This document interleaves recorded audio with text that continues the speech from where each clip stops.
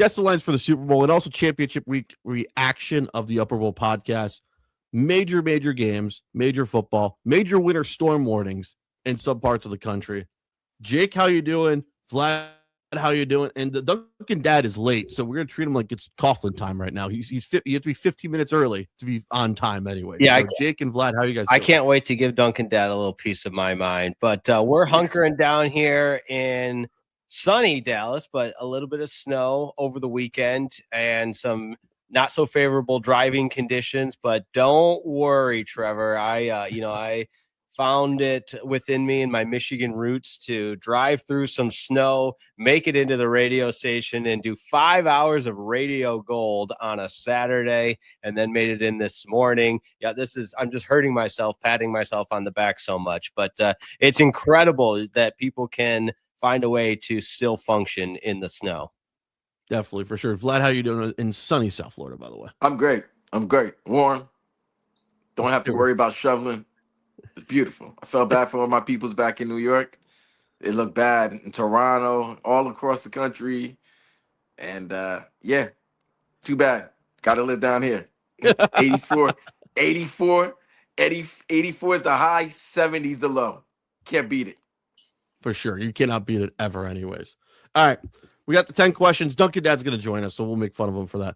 All right. Number 10, we'll start off. Thoughts on Mike McCarthy being named head coach for the Pittsburgh Steelers, and also Jesse Minter getting the Baltimore Ravens job, by the way. What's thoughts on the two new head coaches, by the way? It felt like Pittsburgh was trending this way. I don't know if you guys have heard that McCarthy's from Pittsburgh. I think I've heard that 100,000 times, and it's kind of hilarious that the kind of equation that comes from that is, McCarthy's dad owns a bar in Pittsburgh. He's going to be a great coach for the Pittsburgh Steelers. So whatever city your father may or may not own a pub in just automatically equates to being a great coach in that city. But I do think he fits the mold. He fits a Pittsburgh Steelers kind of guy. The fact that McCarthy is going to now add to his resume head coach of the Green Bay Packers, the Dallas Cowboys, and now Pittsburgh Steelers, that's three iconic franchises. And you look at the resume, it might not necessarily measure up, but the guy's won a Super Bowl. Listen, everybody here in Dallas was going crazy when this announcement was made. They think he's the worst coach to ever live. I certainly don't think that. I don't think he's the best coach. And this hire made sense because, newsflash, McCarthy is from Pittsburgh. I never heard of that one before. That is breaking news anyways. Vlad, how you doing? Vlad, what's your thoughts on this? It's different for Pittsburgh because they've never hired a coach who's a retread. They've never hired a retread, so this was first. All their first three coaches were first-time coaches, so that was different. I wonder if it should bring Aaron back. Obviously, like Jake said, we all know he's from Pittsburgh. He fits the type, like you said, but I just wanted to know what their plan is because, and also him and the GM, they worked together with the Saints back in the day, so there's familiarity. But I just want to know if they're going to draft a quarterback. I know they're going to try to bring Aaron back, but one thing I would say about McCarthy is he knows how to develop quarterbacks. He knows how to develop offenses. Say Cowboys fans can say what they want, but those 12-win seasons, Dak looked impressive in McCarthy's offensive system. So it'll be interesting. But one thing he knows, he has job security. Yeah. I'm shocked by this hire because I'm used to the first-time head coach for the Pittsburgh Steelers. I'm so used to that. And I was looking at it. I was like, are they going to go Chris Shula? Or are they going to go the Brian Flores route? So we all said, like, oh, it's Brian Flores' job to lose anyways, be the next head coach for the Pittsburgh Steelers. He knows the building and stuff. He was coaching there after he got fired by the Miami Dolphins. I thought that would have been the perfect slam dunk hire. McCarthy, I know it's a newsflash. He is from Pittsburgh. I was hoping they would just go for some really off the walls, like go with another Pittsburgh guy like Dave Wanstead at least. Because it would have been even more funnier just to me. You have another Pittsburgh guy, but because he coached at Pitt. I know. Or we ask Pat Narduzzi to come over from the college side, come over to the AFC North side. I'm just like, whatever with the hire. It's like, it's like, I want to see what he's going to do. Is Aaron Rodgers going to come back is my main question. Will there be actually a running game? Will people listen? Has his playbook expanded since his days in Dallas with Dak Prescott and stuff?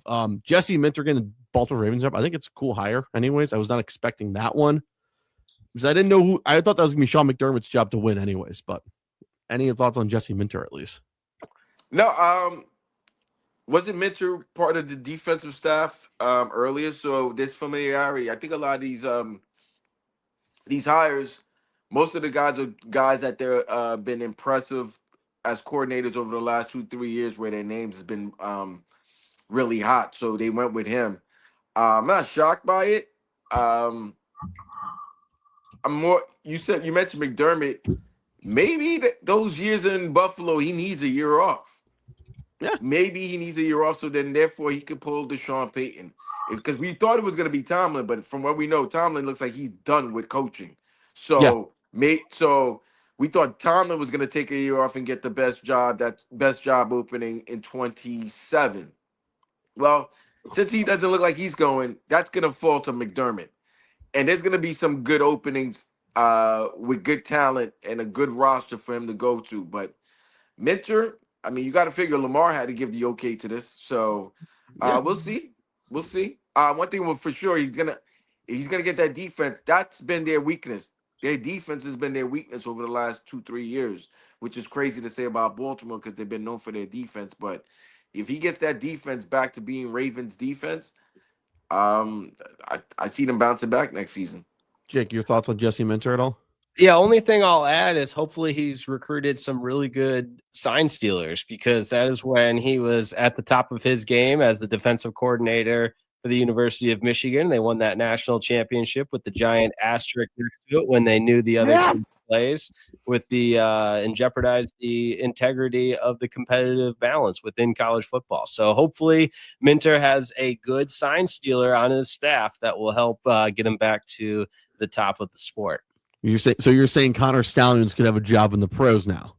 Oh yeah, that would just be the best, wouldn't it? No, I always find a way to bring that in there because I was at the Michigan radio station at the time, and I just don't think it's talked about enough how they had this elaborate sign stealing scandal and they still won a national championship and nobody cares.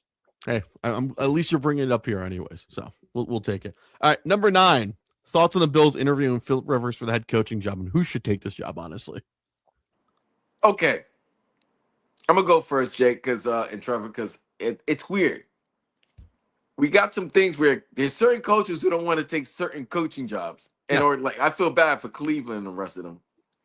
And the Raiders. And then, and then there's certain jobs that you're going in with, you're not going with the cupboard bear. You're going with one of the MVP up until February, in a couple of weeks. But you go in there with Josh Allen. You got James Cook.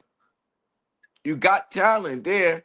You got a team that's expected to compete for a Super Bowl. What is the problem? Maybe you don't like the general manager, maybe? Philip Rivers is crazy. Because for this, if Philip Rivers was going to coach, he might as well coach the Colts. They might as well fire Shane Steichen and just give Philip Rivers the job. So, I don't know who's going to take this gig, guys. I really don't. It's not like it's a bad one. You would expect somebody with experience, and that's why Dabo seems like he's probably going to be the hire there. But, that's crazy that nobody's really, no big name is really going for the Buffalo job. Jake, your thoughts on this? Only thing I'll add is I think this is the only thing Philip Rivers has ever pulled out from. So removing his name from consideration, because that's really not what we're used to seeing from Philip Rivers.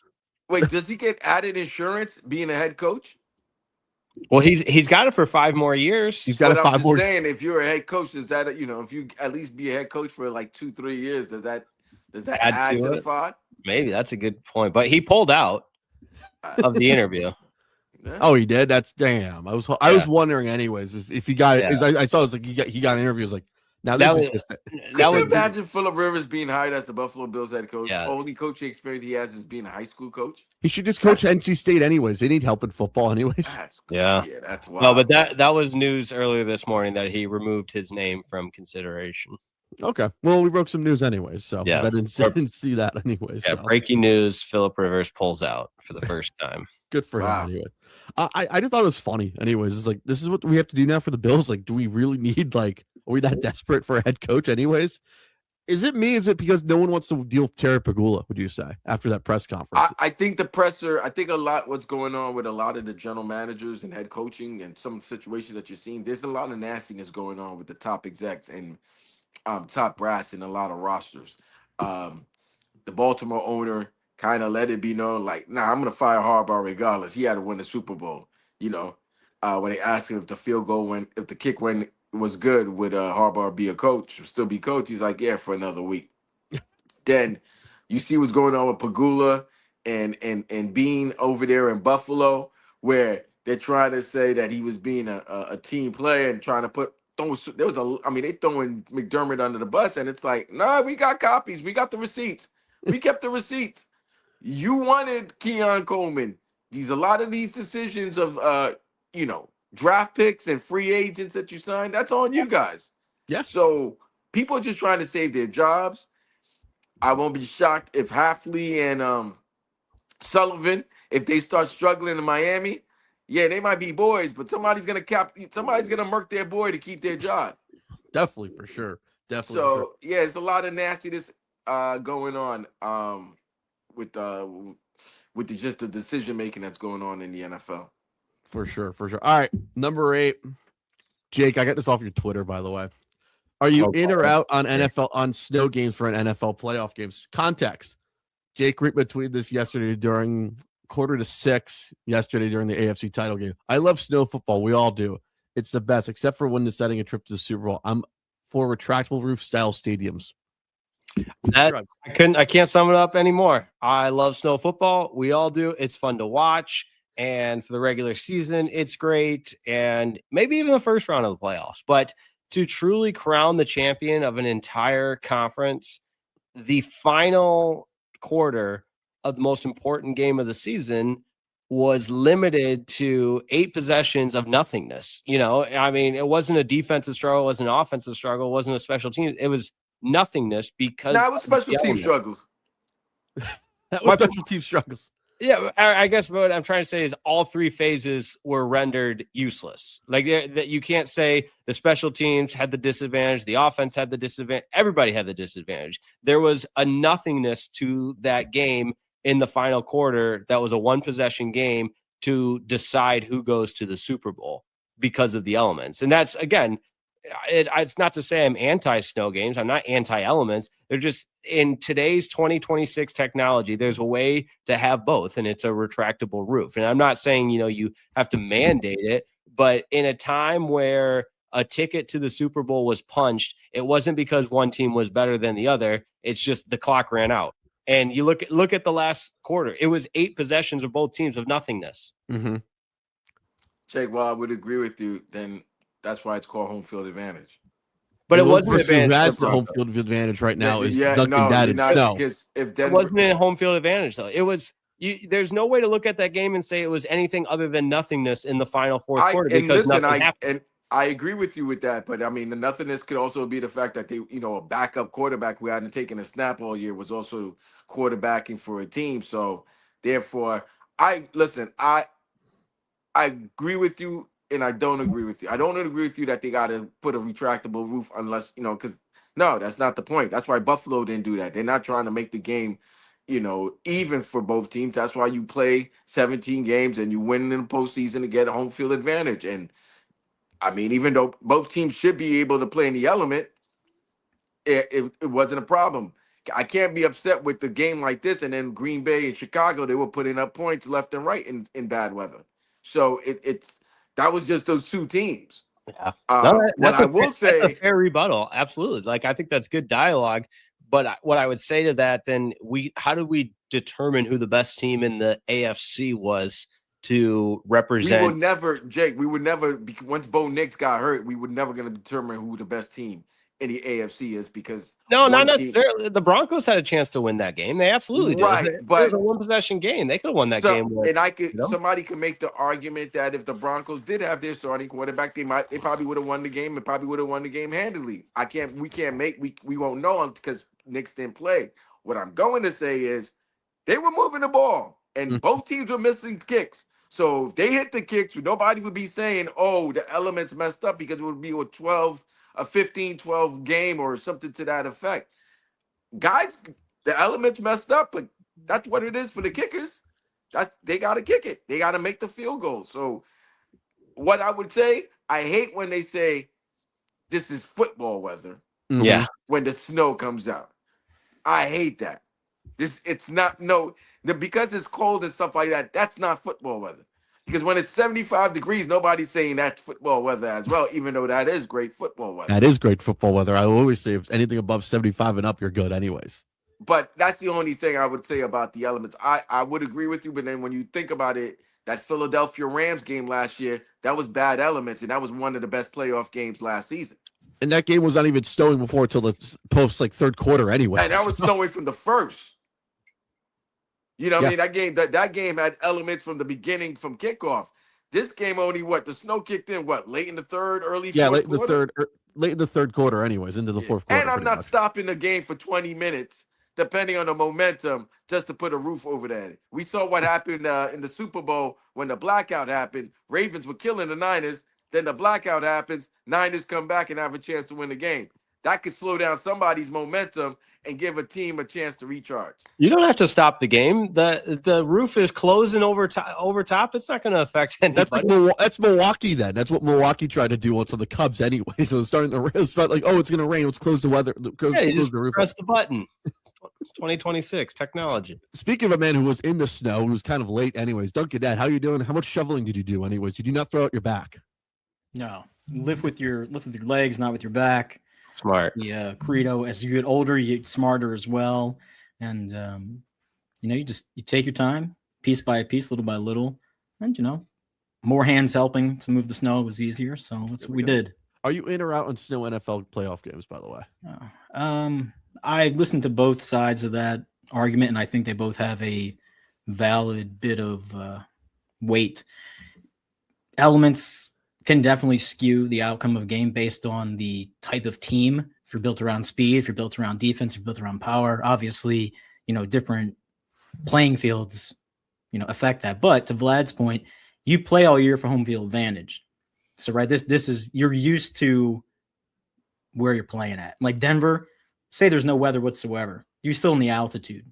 So you still have to adjust to being up there. Just like when Philly had to go down to Tampa, you're trying to adjust to that. You can't recreate that kind of humidity in the Northeast. You just can't do it. So that's the advantage of having that home field and playing for that and winning for that. Now, does it kind of stink that it all happened due to the fact that they lost week 1 to the Raiders?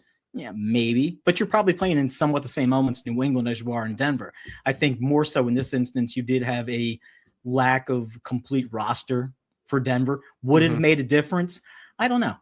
But you would like to think probably just managing the game a little bit more. There were some throws, some plays where, Stidham looked a little bit, shell-shocked for a minute or two. But we're getting up these questions coming up next, and you talk about some of the play calling, have an opportunity to go up 2 scores, not, missing. Like, those are big plays. This is the playoffs. Like, you're playing for the AFC Championship. If anytime you hear Parcells screaming, take the points, just take the points, take the points, take the points. And Dunkin Dad, what's crazy that you said Parcells. Where did Peyton come from? Yep, Parcells. And he didn't. And Fossil too. Yep, and Fossil too. And Parcells would be the one. And he don't. Here's the thing that people have that have it confused about Parcells. Parcells, depending on the roster and the team he has, he would go for it on 4th down. But knowing the game, he feels the vibe of the game. Points a premium. Your defense is doing a great job. Take the 3. Now, that second Super Bowl with Hostetler against the Bills, that's exactly what he did. He knew it was going to be a low-scoring game. He knew it was going to be crappy weather. He's like, points at a premium.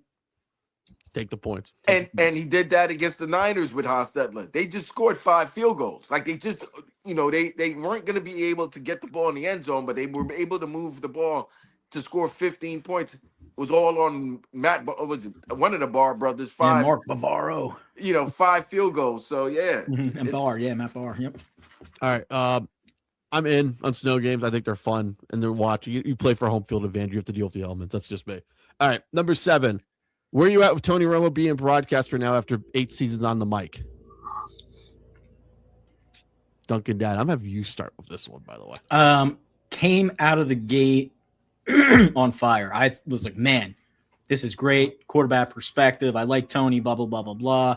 And now I kind of feel as if, he does a good job, but it's just recycle, repeat, recycle, repeat, recycle, repeat, recycle, repeat. And then he gets these moments where he goes like 5 or 6 plays and he's all dialed in.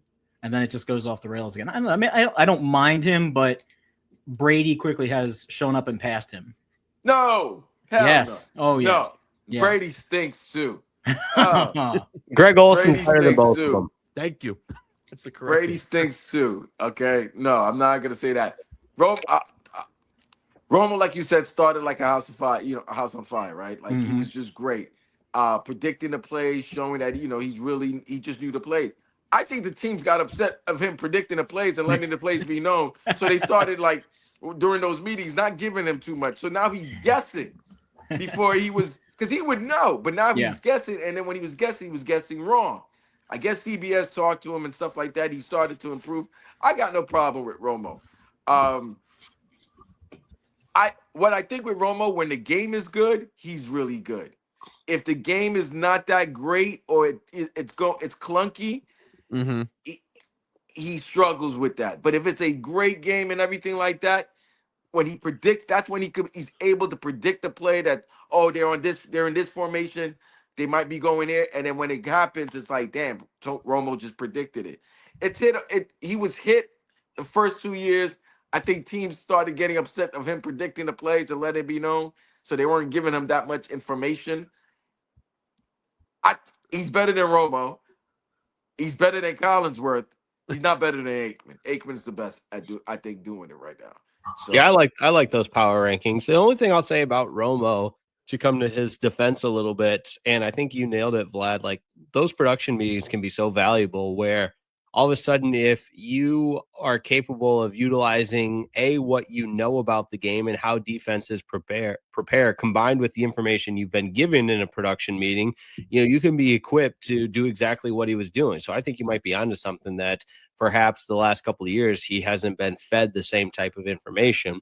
But what I'll also say is I think he is more, I don't even know if sensitive is the right term. That's probably too dramatic. I think he's just aware of how people try to dunk on him online all the time. And it's almost like he's like when a star player is just in a little bit of a shooting funk. They're not as assertive with the basketball, or they're not looking to score right away. He's more passive. And I feel like there's been times, even yesterday, where Nance as a play-by-play is almost like building him up and mixing that in to the call. There was a couple of times where Nance is like, you were right, you nailed it, Tony, like almost trying to build him back up to get him back to that charismatic broadcaster he was before he kind of went into a funk a little bit and was a shell of himself. So not to defend him in that, because I think there's times where he's been terrible. I think he was terrible in the Buffalo Jacksonville game the first weekend of the playoffs, but guys have bad games. I don't think he's nearly as talented as he was. He's regressed, but I don't think he's the worst ever, and people always want to dunk on him online. I'm not trying to dunk at him, buddy. I think he's like 4th best, maybe 5th best. He has good games, he has his bad games anyways. If it's Pat Mahomes, he knows what he's doing. If it's like someone else, it feels like he has to build it up for, like, I have to be excited for Drake May versus Jarrett Stidham or something.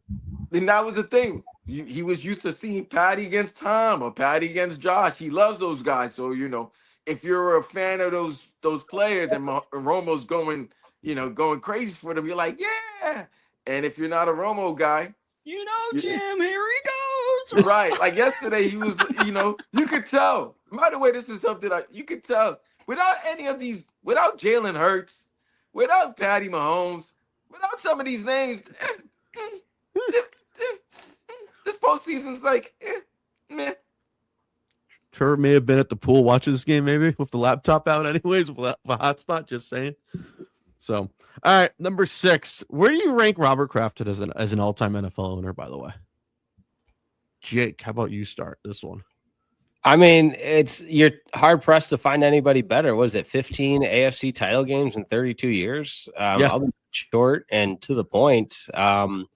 Just look at the data. I mean, he's found a way to build 2 dynasties and already back to the Super Bowl over the course of rebuilding and reloading and hiring Vrabel, and that's even with kind of a what very much appears to be a bad hire now in Gerard Mayo. They got it wrong the first time and got it right with Vrabel, and now they're back in the Super Bowl. And whether you look at the documentaries about Belichick or Brady or whatever it is, Robert Kraft has been the owner the whole time and deserves a lot of credit.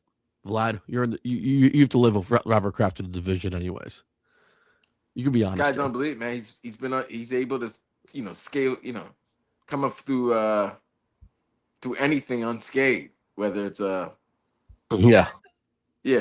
massage parlors in Jupiter. You know what I give Kraft credit?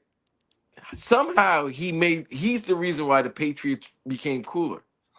Yeah.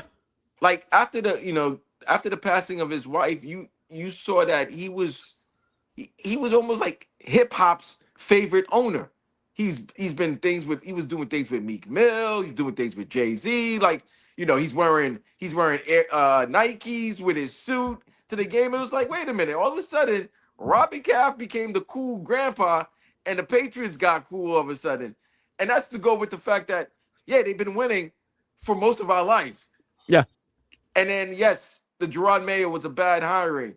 And he quickly what a great owner does.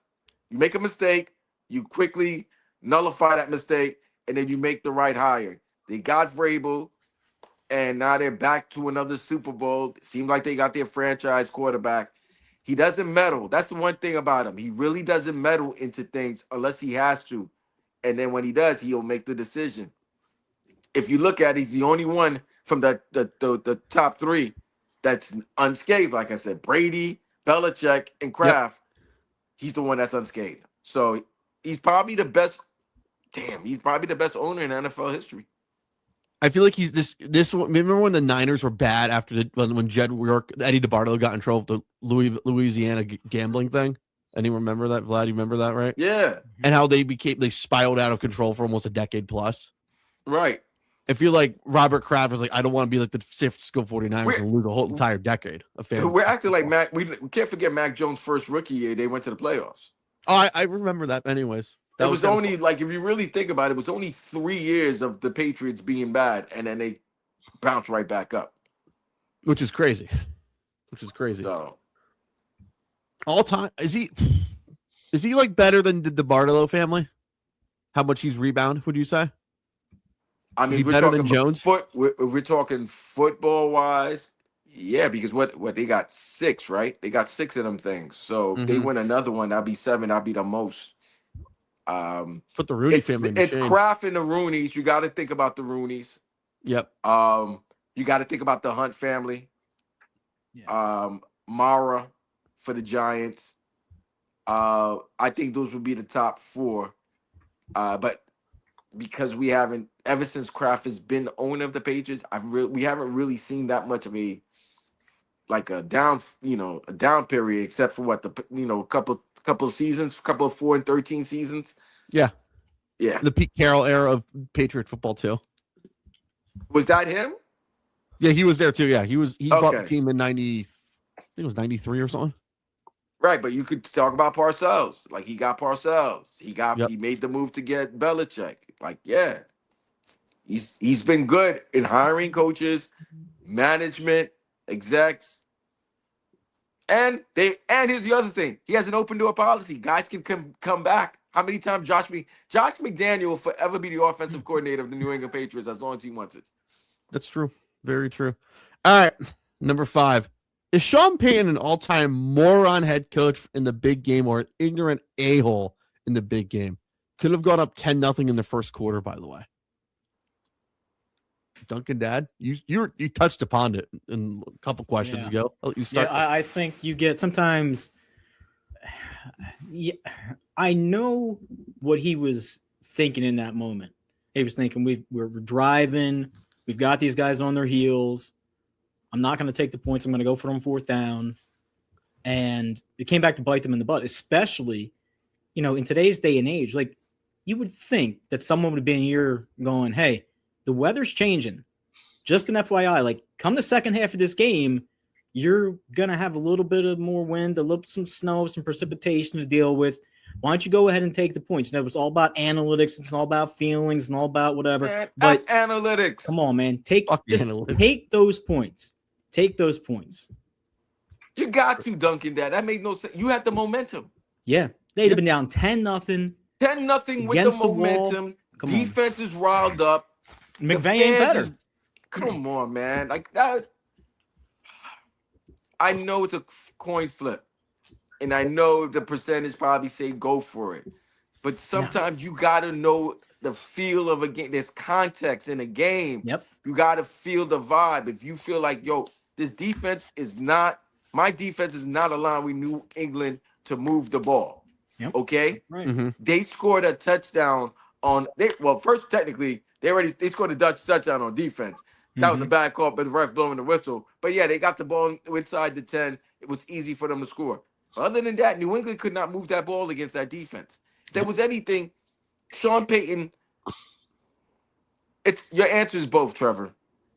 Okay. Yes, he's a choke artist, and he's he's an a-hole. And this is why I gave Denver a chance. I thought his ego, he has his ego similar to Kyle Shanahan, where they figure like, okay, if I don't have my quarterback, cool. As long as this guy does what I tell him to do, we will have a chance to win.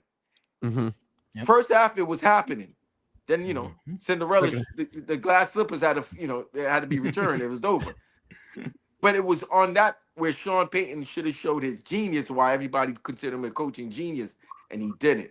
And that's why they lost. Yes, you're right. Should have gone for the 3, 10-0 that changes the whole momentum of the game. Jake, go jump in on this. Yeah, hindsight's always going to be 2020, and I'm admittedly not the biggest Sean Payton fan. I hated how he undressed that reporter for no reason, talking about coming downhill. Like, so if I'm a reporter, I might do the exact same thing in the post game and just, casually allude to the fact that you would have momentum. Everything that you guys have already said. I'm not going to be a broken record, but you got your backup quarterback, go up 2 possessions at home. Hindsight's always 20. But what I am fascinated by, and we talked about this on Lockdown today, how did nobody know a blizzard was coming in the second half? Like they didn't talk about it on the broadcast. They didn't talk about it when preview. Oh, it's Denver. No, it's Denver. That can happen just out of the blue any given moment. This is when you get the local news reporter for CBS, the weather guy, like, hey, pass these He's notes probably on. at the game. Yeah. He's probably at the game. Somebody had to be working and have a direct line to Sean Payton. Hey, like, I see this on the radar. You might want. I just think, pride comes before the fall. He's a very arrogant individual, and maybe it was the right call to go for it, but it certainly wasn't the right play call because they tried to get too fancy and everything else. And Vrabel was in his defense a step ahead, and they were a day late and $1 short for the Broncos. So I just think that cost him the game clearly. Okay. And credit the Patriots defense as well. I don't think they get talked about as much, but they're a pretty good defense. Definitely, for sure. I can't stand the dude. I've been saying this since maybe 2006. Can't stand the dude. Anyways, all right. Audio clip. Thoughts on Sean Payton going after the reporter since Jake teased it. Greenlaw back for this game, his ability to attack downhill in the run game. Just how big is that? The timing of it for this one. You want him to attack downhill? Is that what do you know about attacking downhill in the run game? You don't know. All right, that's right. But have him attacking downhill. It's good to have a healthy Dre Greenlaw back in the game. Yeah. What's your thoughts on Sean Payton just being a total asshole? He's salty. He lost. Yeah. That's it.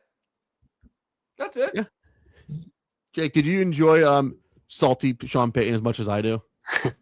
A little bit. I just, there's just, I just don't get the need. Like, what is this poor reporter probably makes $80,000 a year, and you got, whatever Sean Payton's making, he's got the TV money still from a couple of years ago. It's just, why? Do you feel that much better for just undressing the guy? Dunkin Dad, you got anything on John Payton being an asshole to the media as always? I think there is. How do I say this? Like in the media or part of the journalism club or whatever, you try to make a relationship sort of bridge with the people that you're interviewing, whether you want it to be, like an empathetic sort of relationship, you want to be sympathetic to whatever the cause is, you want them to sort of be endearing to you, vice versa, and you want to kind of give back the same words that you're getting, right? So you're trying to be like, hey, we're on the same page here. Like, use some of your technical terms. I want to use some of these technical terms, and to just like, Jake was saying, to just undress dude so crazy like that. Like, he's probably sitting there trying to be like, well, what do you think about Dre's play? He's going to really hit guys, run after him real hard, and he's going to step. Like, no, he's going to use your words. Like, these are your words. Like, come on, man, you're throwing it back in his face. Stop it, dude. Stop it.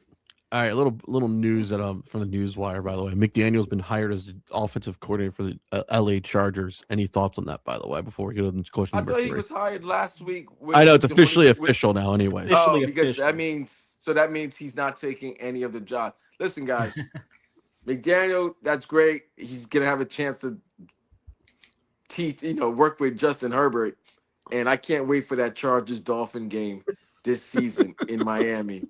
Because if Herbert starts putting numbers, man, that's going to really affect the Dolphin brass in that last regime, because Brian Flores wanted Herbert. There was a fight between Herbert versus Tua, and McDaniel helped revitalize Tua's career. Then the last 2 years, there was a falling out. Now he's the OC of the guy that everybody wanted in Miami before Tua. Yeah, it's going to be great. We'll see. Herbert's going to go for like 325, 3 touchdowns. Lab McConkey's going to have like $180.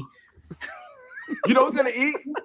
And you want to? Dunkin Dad and Jake, Trevor, you really want to tie in more? Yeah. Guess who's the tight end of the Chargers?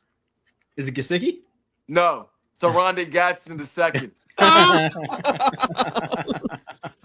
And there's a thing in Miami where Dolphins hate the fact that they don't draft guys that go to the University of Miami, or they are prodigies or children of former Dolphin greats.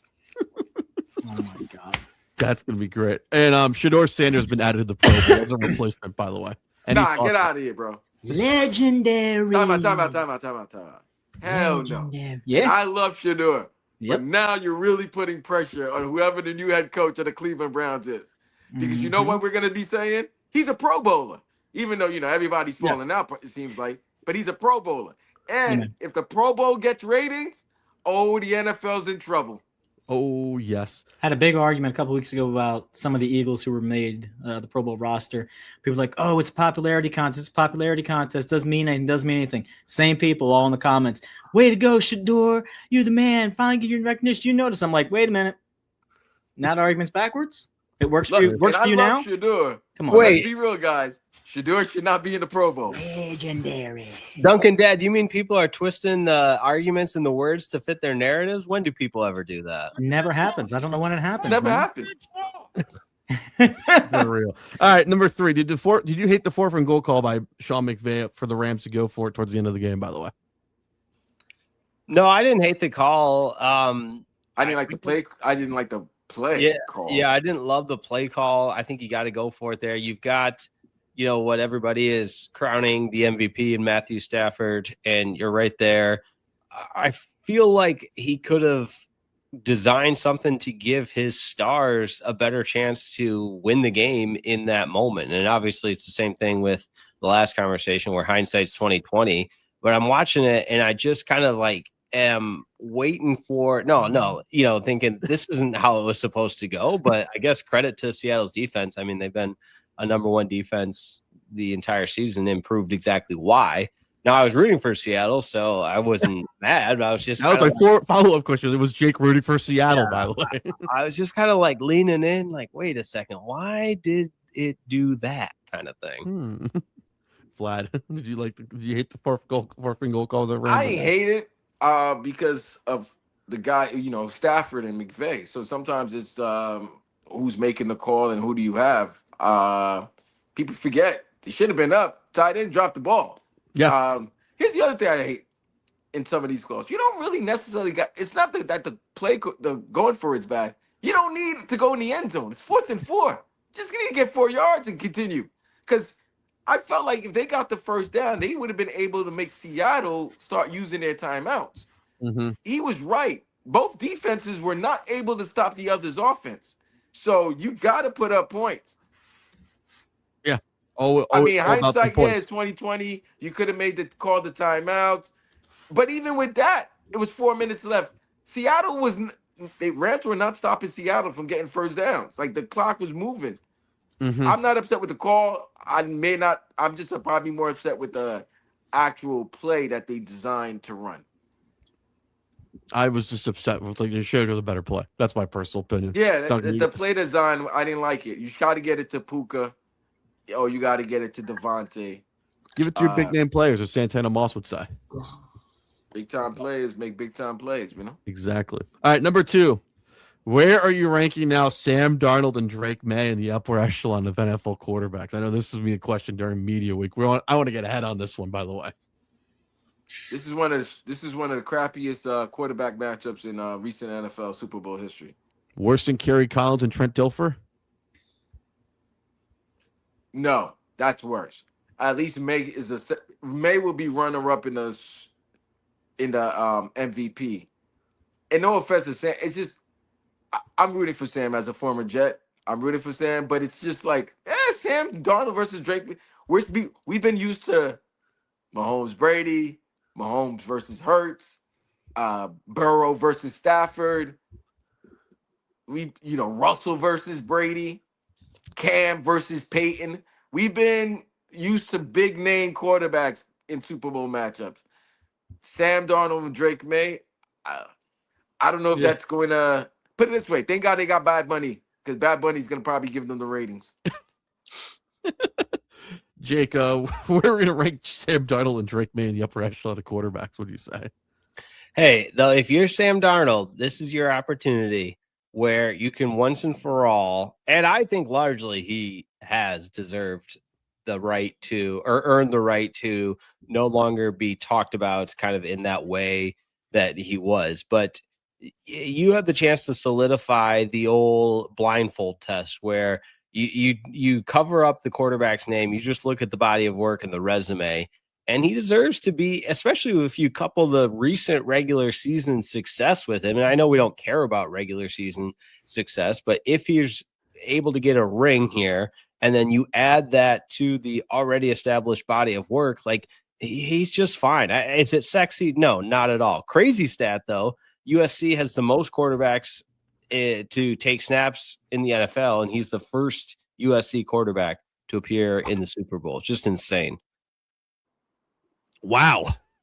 Thank you, Jake, for the stat of the day, by the way. So I saw it on X.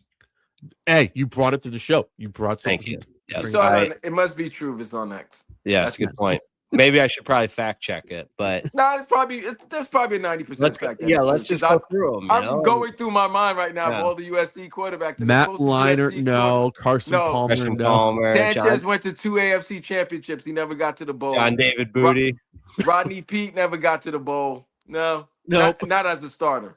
No, that might be right. Not even Matt Barkley's been to a Super Bowl, anyways. Oh yeah, Matt Barkley. Forgot about him. Oh my God, Matt Barkley. Cody Kessler too, even though he's looking funny on Underdog with Skip Bayless now. Matt Castle was USC, right? Yes. But he never took a snap. He was always a backup. Imagine a quarterback in today's transfer portal era and NIL and everything like Matt Castle. There will never be another Matt Castle guy that good that didn't play. Yeah, you're right. Dunkin Dad, where are you going to rank Sam Darnold and Drake May now in the upper echelon of quarterbacks? Oh man, sorry, I agree with Jake. I think this is Darnold's moment to just establish himself as a legit starting NFL quarterback, and it's not a fluke. Minnesota wasn't a fluke. This year in Seattle wasn't a fluke. It's still one of those things where when you hear Darnold's name and you see him make a great pass to JSN, it's all about the receiver, right? It's never like, oh, Mahomes threw a great ball down the field and it was caught by Worthy. It's like, and here's the pass, and oh, what a catch by JSN. It's like Darnold's not even included in that, statement. So until like that kind of monkey gets shaken off his back, I don't think that's gonna change. Now Drake May, go ahead. No, I'm sorry. Was that happening yesterday? Because I was also working. So yeah. I was watching the game, but the volume was down. All Brady was doing was like, oh, look at JSN. Watch how he runs these routes. He keeps his shoulders square. He's never down. The ball's right on time. And that's crazy because there was 3 or 4 plays where Darnold was getting rushed and he made some freaking unbelievable throws. The only time they called him out, they said, oh, Darnold, when he runs across his body and throws back, when he rolls out to the left, he's one of the best in the league at doing that. And that's the first time I've heard anything like specific to Darnold and what he's, what he does as a quarterback. But, he just doesn't come with that, that flair, and probably because of the way that his career, started out. I think Drake May, has an opportunity to be really, really good. I think right now he's probably, top 10 in the league in the way of quarterback play. I think they're going to go out this offseason, regardless of what happens, and pick him up another wide receiver. I wouldn't be surprised if it was A.J. Brown. I wouldn't be surprised if it was, one of these other receivers hanging out in Cincinnati that don't want to be there anymore, because obviously Burrow don't want to be there in Cincinnati anymore. He's ready to get the F out. Yeah, it could be Tyreek, right? I mean, like, they'll go ahead and do that. So upper echelon quarterbacks, I think Darnold's right outside of like the top, 10 to 15-ish. Drake May's in the top 10. Until you get that little flary, flashy stuff, and I think it would work better for May. I think the Super Bowl win elevates May a lot more than Darnold. I think if that's the case with Darnold, even though that's a good point, Duncan. Yeah. Because I'm thinking right now, if May wins, right, people are gonna say May may be the second best quarterback in the AFC. Right. Yeah. Yep. Yeah. The New England media is going to push that behind Mahomes, that he'll be because he's got the title. Allen, Burrow, and Lamar does not. So that's right. You're right. He'll move in the top 10, and he might be in the top 7 if he wins a bowl. I'm going by this. Jake, get ready for this. If Sam Darnold wins, he's going to find a way to get in the top 10 of all NFC quarterbacks. Would you say? Am I right to say that? No, he's top 10 already. He's top 10, but he may go up a little further. No. He's past top 10 in the NFC. He's got to be top 5. Which, if you listen, those 2 quarterbacks are top 10 quarterbacks in the league right now. I don't think Darnold's a top 5 quarterback in the NFC. NFC. Oh, NFC. All right, let me just rack my brain here. Stafford's 1. Yeah. Well, I got Goff. He's like Goff. I mean, I hate to say it, but Prescott, 5. Right? You got to put Hurts. You got to put Jalen. It's Dak Prescott. Hello, Dak Prescott. Prescott's there, and we're still crowning Jaden Daniels. You got to put Purdy. Yeah. So if you're doing the NFC, it's wow. Stafford 1, and who's 2, 3, 4? And if we're going sheer ability, Dak. Look at the numbers Dak's done. Dak's top 3. Listen, I think Dak's 3. It's going to be Stafford, Hurts, Dak. No, Hurts is not second. No. Listen, I'm going to put Hurts second. He's still a Super Bowl champ. Nobody can say that. All right. I'll give it to Jared Goff being number 2. Yeah. Before I give it to Hurts right now. No, we're not going to do that. We're not doing that. I can't be the guy defending Jalen Hurts here. Jordan Love is ahead of Jalen Hurts. I'm not giving you Jordan Love right now. I think Caleb Williams is ahead of Jalen Hurts right now. I forgot about Caleb. Yeah. Caleb's a top 5 quarterback in the NFC. Let's have some recency biasi here, guys. Like good talk show hosts here. I put Jared Goff at maybe 5 or 2. Where do you want me to put him? At number 2? Well, the fact of the matter is all of those guys are better than Sam Darnold. And even if he wins the Super Bowl, that gives him the bump up to be a part of the conversation. He'll knock golf down. Sorry. He'll knock off Baker Mayfield at least. No, Baker's not in it. Baker's not in there. No, forget Baker, man. We were talking about him being the MVP for the first 5 weeks of the season anyways. And then there was 13 more weeks after that.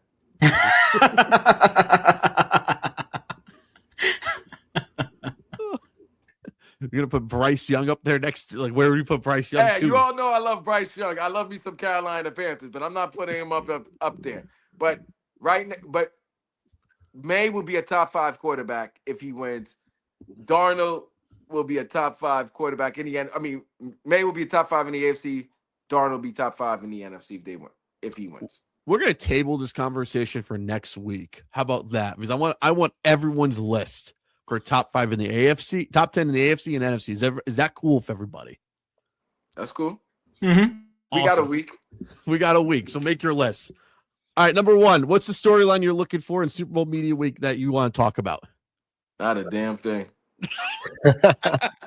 Is Sam Darnold not going to see big ghosts in the big moment? Nah, because he's not going against Belichick. But it's still that he went up against the Patriots in that Monday Night Football game. Here's the thing. All right, now I'm gonna tell you right now. This is biased Jet fan. If this is only they're gonna do this just as a way of taking a shot at the Jets because you gotta have to take a shot at New York in some way, shape, or form. So, it's been 6 years since he's been a Jet. It feels like it's been 6 years, but it's probably been 4 years.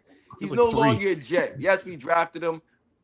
It didn't work out. He went to Carolina. It didn't work out. He's been all over the place. It was worked out in Minnesota and Seattle. The storyline will be probably he's the first quarterback from that draft class to make the Super Bowl. That's crazy. No Lamar, Josh Allen. Josh Allen, Lamar. Baker. Josh Rosen. Joey Harrington, Brady Quinn.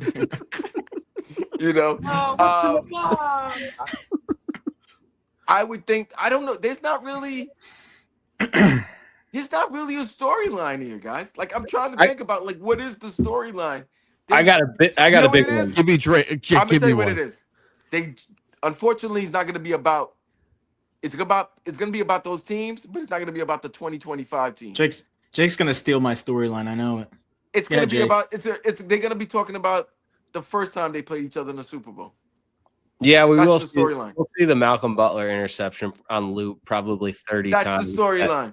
The biggest storyline to me is with the week off between now and the Super Bowl, will Seahawks coach Mike McDonald spend more than 15 minutes with his kid on a Thursday? That's what I want to know.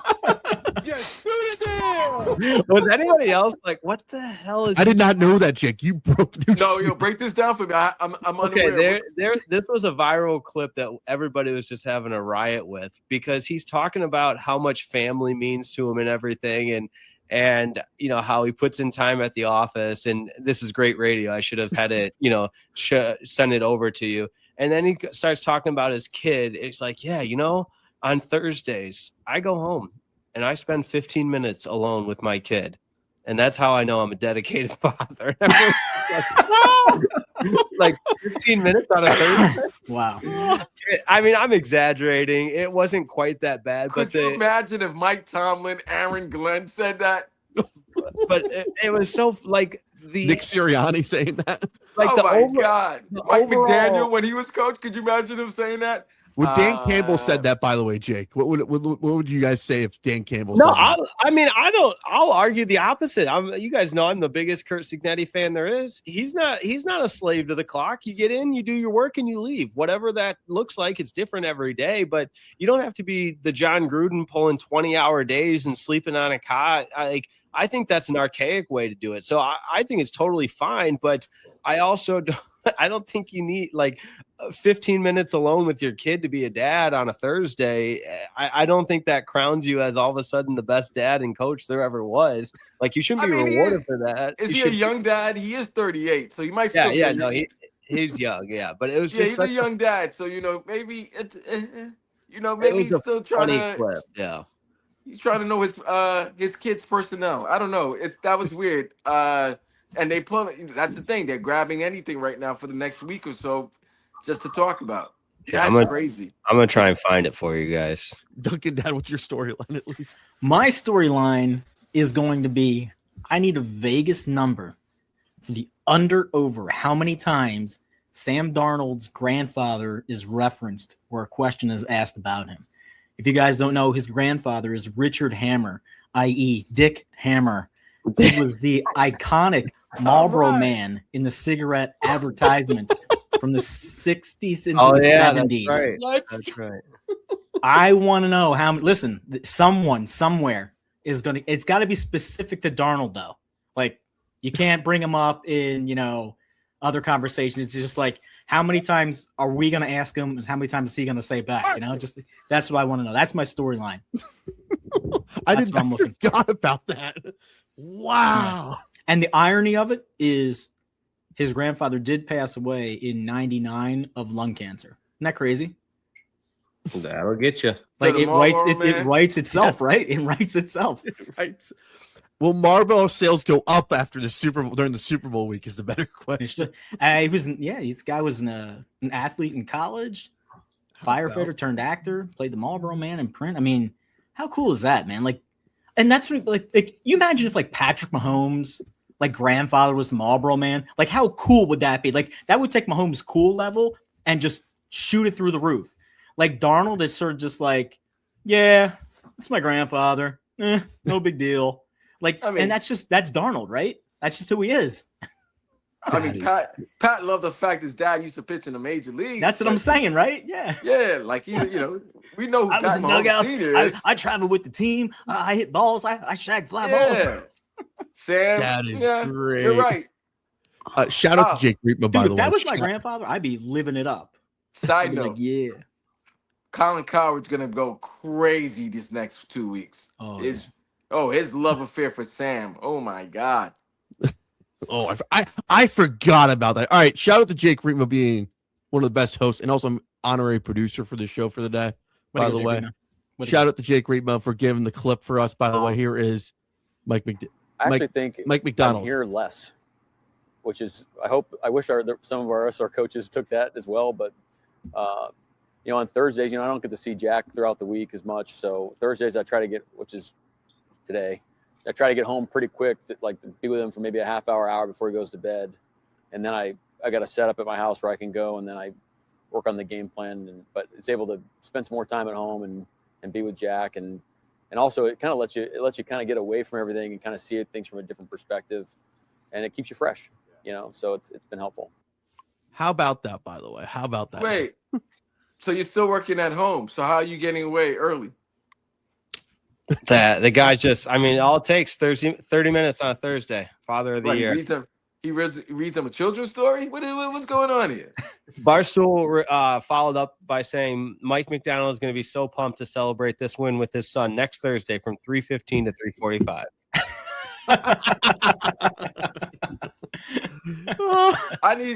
We need to know how old his son is. Yeah, it's just such a funny cut up of being like, I'm getting away more. I'm not spending as much time at the office. And everybody should do that. Everybody should do that. That's what you say. Like, come on, you don't have to be here this long. Come on. Yeah, just go home, spend 30 minutes with your child, and get back to the game plan. Jake, I gotta give it to you. By the way, you did a wonderful job. By the way, Thank you. Vegas, baby, Vegas. All right, who's back of the week? By the way, those are 10 questions. By the way, who's the back of the week? By the way, Vlad, you start. By the way. Sean Payton. Okay. Jake Riepma. Snow football's back. Snow football. Dunkin Dad. No choice. I'm gonna combine them both. Sean Payton, snow football, bad decisions. That sounds like a bad night. Sean Payton, snow football. Sounds like a bad night. Sean Payton being an a-hole. That's what's being back. All right, DFW Northeast snowstorm updates. Dunkin Dad was shoveling snow. Yes. That's why he was late to the show. Yes. I like to do Coughlin time around here. Dunkin Dad, how much shoveling have you done? And how bad is the snow up in the Philadelphia area, by the way? Well, I have a couple PSAs about people and snow and shoveling. All right, So- let's break this down then. Go. All right. So if it's going to continue to snow, right, and if there's going to be a changeover, that only works one way. Here's how it works. All right. So if you have snow and then you have the sleety, icy stuff on top of the snow, don't shovel until it's done. You're going to get a crunchy layer on top, but underneath, you're going to be able to shovel that stuff straight on up. If you clear it and then that sleet stuff comes down, then you basically gave yourself like a half inch worth of like ice crap you got to shovel. Don't do that. Second PSA. If you have a four-wheel drive vehicle and there's 4 inches, 3 inches of snow on the ground or a little slush, whatnot, I guarantee you that your truck, your car, your SUV soccer mom will be able to drive over that. So when people are out there shoveling and you're waiting because you need 6 foot of macadam and 3 feet on either side to get your big truck through, just stop. Just stop. You annoy the hell out of me. Just drive your car. Jake, Drive your car. can I have a DFW snow update, by the way? I would like to echo those same sentiments. I think where I'm at in Dallas, there's enough of us, maybe transplants, Midwesterners, wherever, where I went on a walk yesterday and people, you know, in coats, scarves, boots, and just like any other functioning society when it snows. And then you get out to some of the suburbs where you just know people it's just a ghost town out there. And it's, I get myself in trouble because I tease them and they get You're not going to get in trouble here. I'll tell you that. yeah, for they sure. get very sensitive and remind me people died and that I'm a proponent of people dying. So I got to be careful. But it's so funny how the day-to-day shuts down at the sight of snow. And I know, listen, DFW doesn't have the infrastructure to remove snow, so it just sits on the roads and sidewalks and everything until it melts, which is supposed to be on Tuesday, and it gets packed down and everything. But if you have a vehicle with four-wheel drive, that's okay. You can drive your vehicle on snow, through snow. And it just You literally bought it because the commercial that you watched on television was driving through mud and snow and through That's the ravine. exactly what I said. I was like, I think my vehicle is like the advertising for it and the commercial is driving through snow. So I need to be able to drive through snow. Right. Otherwise, the Ford Bronco is going to have a case of false advertising. I just don't think that's the case. So I've been functioning like a normal human despite there being snow. I wish my fellow Texans would follow my lead. I know they're not going to listen to me because they've already expressed how insensitive and mean and hateful I am by making fun of them. Jake, don't you remember when Dallas was acting all goofy when the Super Bowl between the Steelers and the Packers because there was a snowstorm? They had to get salt from Oklahoma to put on the road. Yes. The other thing they do is they just throw sand on the snow, thinking that's That ain't gonna help. By the way, you know how bad it is when you got to get salt from another state to put on your surface on your streets. So brutal, listen, and you can tell that, no disrespect to my Texans, but first sign of something that's they're not used to, they're gonna overreact. Yep, panic. Yeah. Oh man, people in Northeast, man, we can't drive in the rain. Trevor knows that. Rain up here, start driving, forget it. People are like, "Oh my god, precipitation!" It's snow. People are like, "Get the hell out of the way." That is crazy. It's crazy. That is man. true. Jake, I'm gonna send you salt, and I'm gonna have you just salt your sidewalk, and just piss off all the Texans. If I do that, could we get some content out of that? Maybe. Yeah. You probably could have sold those little collapsible shovels and a pail of like kitty litter for like $50 a pop. Made some extra money. One other side thing, by the way, my mother called me. She needed help setting up Venmo, by the way, and also Zelle. Let's say this, probably the most hilarious 20-minute phone call of my life, by the way, Jake and Vlad and Dunkin Dad. Most like, do I do this? Just like, yes, it's very easy. Like, do I need to test it for you? It's like, yes. I just sent her $20. Like, I want my $20 back anyway. It's like, here's 40. Technology and the old. Nothing. It brings nothing. It brings nothing but joy. Jake, have you had to do that to your parents yet or not? Oh yeah. Oh man, when they first realized how they get a smartphone, it's like, oh my god, it was the craziest thing ever. Jake, My favorite was walking my dad, who worked in electronics and system engineer for like almost 50 years, how to toggle between his HDMI and his Amazon Fire like Prime stuff. And Oh, the input. I'm They like, don't the know how to use apps are the there. input button. All you have to do is toggle through them. Okay, now what do I do once I get into it? I was like, just it'll start up by itself. Don't worry. Yeah, real. It's various. All right, let's get to this line for Seahawks Patriots. The early line. I'm gonna say Seahawks are a 5.5-point favorite in this game. Am I crazy to say that? No, I think you're spot on. So I'm gonna It's say either 4.5 or 5.5. Yeah. Yeah, I saw one of the lines already because I jumped on it real quick to look at it, and it's exactly where I thought it would be. What is it, by the way? I'm not gonna say. I'm gonna say. I think it's 5.5, but I could see it going down to 4.5 by game time. Jake, you got a guess on this one or not? Yeah, 4.5. 4.5. Survey says I have so many windows open. It's hilarious right now. 4.5 right now. Jake, you're on the dot right now. For the Seahawks, by the way, over under 45.5. I do not have prop bets on here for the Morrow Bowl man for Sam Darnold yet, so we'll wait for that prop bet to come out if we can figure that out.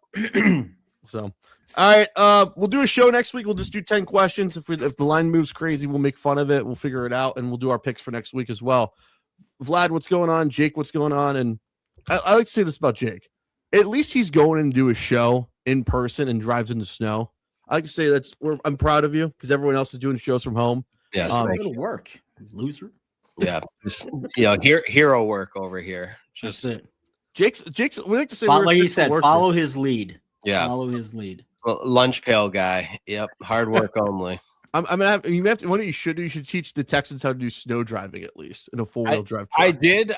We joked this morning because so Odyssey Dallas is all on the same floor now. It used to be all separated. So we're with the news people, and I felt like I was teaching a seminar with just the little, tiniest tricks of how to drive in the snow.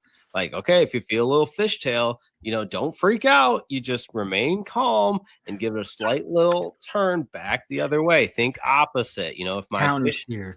yes, if I'm fishing this way, I should offset it by just a nice little steady turn back the other way. Don't freak out, and then other little things. But yeah, we got more Fan University, more talk on the radio, more locked on, just blabbing into a microphone. Vlad, what's going on with you? Same here.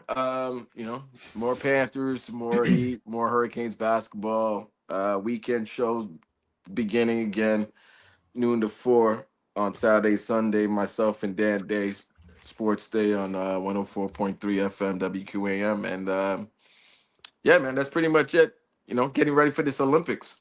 Oh yes, Olympics. We will talk Olympic hockey real soon. By the way, I'm getting that all together. By the way, we may do some post game shows.